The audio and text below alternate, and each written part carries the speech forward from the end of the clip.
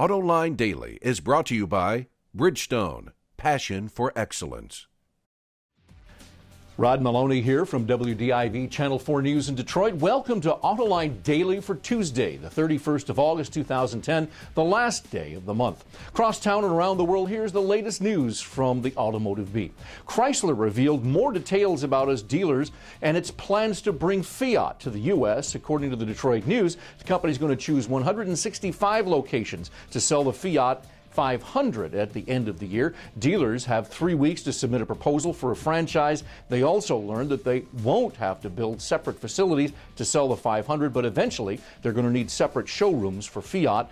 Pricing for the 500 won't be announced until the LA Auto Show in November, but the Detroit Free Press reports that a dealer says the car is going to be priced between $16,000 and $19,000.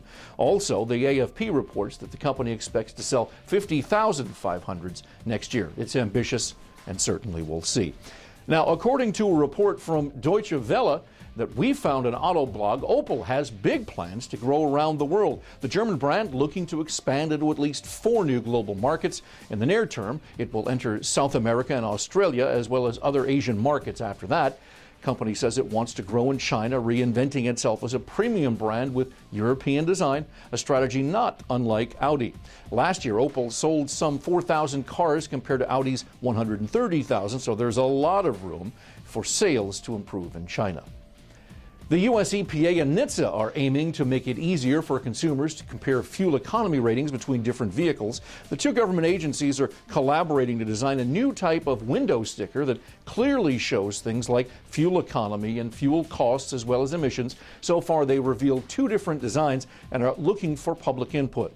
Part of the idea is to introduce a letter grading system to the auto industry, something that students are already very familiar with. For example, depending on how efficient a vehicle is, a pure electric car would get an A+, a plug-in hybrid an A flex fuel vehicle a B, and so on down the line. New EPA labels could go into effect in 2012. They have some public hearings to do before then. While a number of automakers are gearing up to release electric vehicles over the next few years, one automaker is heading in another direction. According to Wards, Mazda is bucking the EV trend, at least for the time being, and is now getting ready to release new, more fuel-efficient internal combustion engines. The company is going to have a new family of direct injection 4-cylinder gas engines and a new diesel that was developed to sell around the globe. In fact, Mazda expects 75% of these engines are going to be equipped in its vehicles over the next 5 years. The engines will be built in Japan, and all of them, including the diesel, can be produced on the same assembly line. The first gas variant will make its way to the U.S. next year, and the diesel will debut in North America in 2013. And speaking of engines, demand for 4 cylinders in North America is starting to slide. According to Wards, about 62% of 2010 models are equipped with 4-cylinder engines, compared with 65% last year. Also, more V8s are being installed in cars this year, about 6% compared with 5% in 2009. While car buyers are upgrading their engines, truck buyers are actually downsizing. V8s are being equipped in about 37% of trucks this year, compared with about 40% last year. The Detroit Three aren't the only automakers benefiting from Toyota's problems. According to USA Today, Nissan's been gaining ground in America with 10 straight months of sales increases. Not surprisingly, Hyundai is also making headway. Among Asian automakers in the U.S., Toyota still holds on to the top spot, and Honda is a strong second, but Nissan and Hyundai's growth trajectories put them on a path to overtake Honda at some point. If one thing is clear, the old hierarchy of brands is indeed changing. Coming up after the break, a look at the brand new Saab 9.5 from a designer's perspective. Introducing Bridgestone's 3rd generation of run-flat tires with groundbreaking new Bridgestone technologies. Bridgestone run-flat tires offer improved ride comfort, lower rolling resistance, and improved wear while giving you the peace of mind and comfort you need.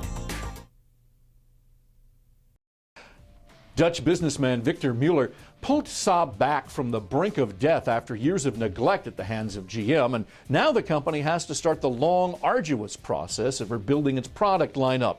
One vehicle that's well past its prime is the brand's midsize sedan, the 9.5. Thankfully, it's one of the first cars to receive a ground-up redesign, and here's a look at its design. So here we are looking at the new 2011 Saab 9.5. I'm Jason Castriota, Design Director of Saab, and I'm going to take you through a quick tour around the vehicle just to discuss the design point. So, as many know, Saabs are, we like to say, born from jets, aesthetically speaking. We really want to tap into the aerospace history of the company. So what you're going to notice right away when you see the 9.5 is this very aeronautical, almost proud, bold nose cone front end and the visor windscreen. And then, of course, the characteristic Saab front graphic, which is based on the swept-back lights, which are much like the wings of the airplane, and these nostrils flanking the main grille, which again give a sense of those twin jet engines on a jet fighter. Walking around to the side of the car, you can see the simplicity, the clean line, and the length of the car. This is the biggest car Saab has ever made. This is almost 5 meters long, and what you have is a true premium luxury sedan to compete against the likes of the Audi A6, BMW 5 Series, and Mercedes E-Class. One of the more distinctive parts of the car, arriving from this visor windscreen, which again is coming directly from a jet fighter pilot, is of course the very unique C-pillar, which we're drawing attention to with this aluminum trim, and then furthermore into the sweep of the C-pillar itself. And this gives the car a very long, agile tail, much like the fuselage of a jet airplane. Going to the rear of the car, you note the new rear Saab light cluster, and this is going to be a characteristic you're going to see on future Saabs, which is this horizontal running LED lamp using the latest technology, which is going to sign the width of the car and give the car a good stance and a very strong personality on the street so that you instantly recognize it at night as it's driving away from you. Strong design cues and a sense of identity will probably go a long way to help Saab recover. We'll have to wait to see if the new 9.5 can do its part to help revive this struggling brand. And that's it for Autoline Daily this month. Again, I'm Rod Maloney, business editor at WDIV Channel 4 News in Detroit. Thank you for watching, and John should be back tomorrow.